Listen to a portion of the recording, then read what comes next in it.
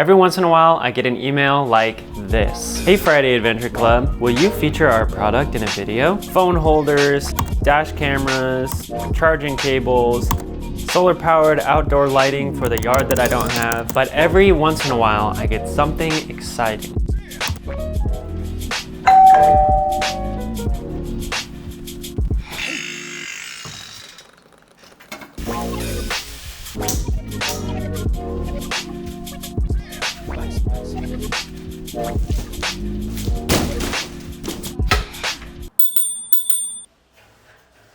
Today, we're looking at the Atomi E30 electric scooter. So there are a ton of electric scooters available on Amazon and elsewhere online, but for the most part, they fall into a few categories. You've got your off-roaders, your sit-downers, your big wheelers, but the most common by far is your foldable commuter. These are your budget-friendly e-scooters with average power, decent range, and for the most part, they all advertise a few of the same basic features. Quick folding for portability, usually around 15 to 20 miles of range, a top speed of anywhere from 12 to 19 miles per hour, and they usually fall in the price range of $250 to $500. So with so much competition out there, to see what Atomi is doing to set themselves apart, I'm gonna take this scooter on my daily commute to get a feel for things like build quality and practicality, but also get a better sense of the real world range and top speed.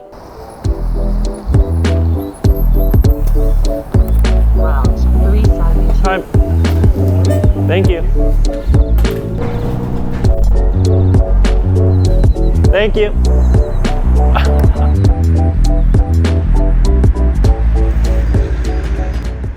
We made it back to the apartment. Let's get into some of my likes and dislikes about the scooter. With its 650 watt motor on flat ground, the E30 tops out right at 15 miles per hour as advertised, which is comparable to other scooters in this category.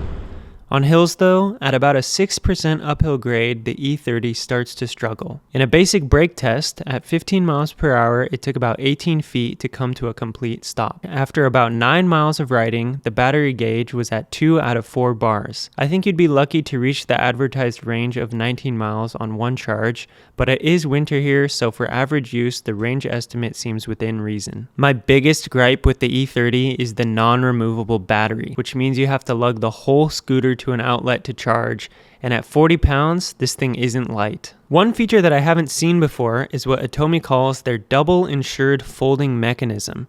Essentially, there's a safety on the main folding latch that locks into place to prevent the handlebars from folding accidentally while you're riding. And when you do fold the scooter, there's a metal piece on the deck that attaches to a hook on the handlebar to hold them in place. However, there's no mechanism for locking the two together, so I find that the handlebars tend to wiggle around and unlatch while carrying the folded scooter. The deck itself is pretty large at 7 by 18 inches, and the textured rubber surface has a nice grip to it. There's no suspension, but the air-filled tires add a little forgiveness back to the ride quality compared to solid rubber tires. For rider visibility, the scooter has front, rear, and side reflectors. The headlight is fairly bright and activated with the push of a button on the handlebars, and applying the brakes activates a flashing brake light on the rear of the scooter. I tried the Atomi app, which enables you to lock the scooter remotely, change drive modes, and turn on the headlight. The best part of this app is that it shows battery range as a percentage,